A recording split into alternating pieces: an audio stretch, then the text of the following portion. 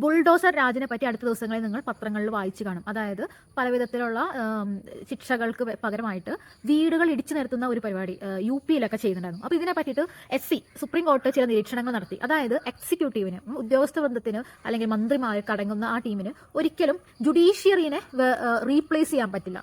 ഇത് സുപ്രീം കോടതി പ്രത്യേകിച്ചും എടുത്തു പറഞ്ഞ കാര്യമാണ്. അപ്പം ഇങ്ങനെ വീടുകൾ ഒരു തെറ്റ് ചെയ്ത ഒരാളുടെ വീട് ഇടിച്ചു നിർത്തുക എന്ന് പറയുന്നത് അത് ശരിയല്ല. പോരാത്തതിന് അത് ചെയ്യുന്നത് ഒരിക്കലും എക്സിക്യൂട്ടീവിന്റെ പണിയല്ല. ശിക്ഷകൾ കോടതികളുടെ ട്രയലിലൂടെയാണ് ചെയ്യേണ്ടതെന്നാണ് സുപ്രീം കോടതി എടുത്തു പറയുന്നത്. അതുപോലെ തന്നെ ഇത്തരത്തിലുള്ള ട്രയലുകൾ ചെയ്യുകയാണെങ്കിൽ തന്നെ 15 ദിവസം മുമ്പായിട്ട് നോട്ടീസ് കൊടുക്കണമെന്നുള്ള കാര്യങ്ങളൊക്കെ SC എടുത്ത് പറയുന്നുണ്ട്.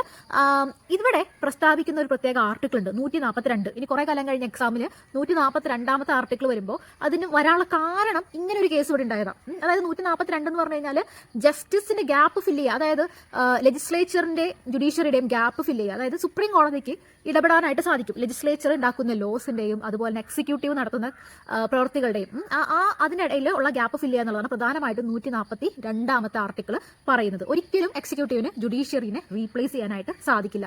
അതുപോലെ തന്നെ ഇതിൽ പ്രത്യേകം എടുത്തു പറയുന്ന മറ്റ് 2 ആർട്ടിക്കിളും കൂടി ഉണ്ട്. നിങ്ങൾ 21നെ പറ്റി കേട്ടിട്ടുണ്ടാവും.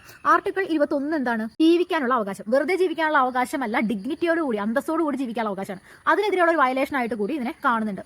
അതുപോലെ തന്നെ ഉയർത്തിപ്പിടിച്ച മറ്റൊരു ആർട്ടിക്കിളാണ് ആർട്ടിക്കിൾ 14, റൂൾ ഓഫ് ലോ എന്ന് പറഞ്ഞു കഴിഞ്ഞാൽ ഇത്തരത്തിലുള്ള ഇടിച്ചു നിർത്തലുകൾ, അത് സ്ലംസിലൊക്കെ ജീവിക്കുന്ന ആളുകളുടെ വീടുകളൊക്കെ ഇടിച്ചു നിർത്തുന്നത് പോലും ചലഞ്ച് ചെയ്യാനായിട്ട് സാധിക്കുന്നുള്ളതാണ്. അതുപോലെ തന്നെ നമ്മുടെ സ്വത്തവകാശം 300A ലീഗൽ റൈറ്റ് ആയിട്ടുള്ള സ്വത്തവകാശത്തിനെ പറ്റിയിട്ടും SC ഇവിടെ പറയുന്നുണ്ട്. അപ്പോൾ ഇതൊക്കെ ഒന്ന് ഓർത്ത് വെച്ചേക്കാം. അതിന് ഒരു നമ്മുടെ സെക്രട്ടറി അസിസ്റ്റന്റ് പ്രിലിംസ് ഒക്കെ വരുമ്പോഴേക്കും കുറച്ച് സമയം എടുക്കും, മെയിൻസ് വരുമ്പോഴേക്കും അതിനൊക്കെ സമയം എടുക്കും. അപ്പോൾ ഈ ആർട്ടിക്കിൾസ് ഒക്കെ ഒരു സ്റ്റേറ്റ്മെന്റ് രൂപത്തിൽ വന്നു കഴിഞ്ഞാൽ നിങ്ങൾ മനസ്സിലാക്കണം അതിന്റെ ഉറവിടം ഇവിടെ ആയിരുന്നു.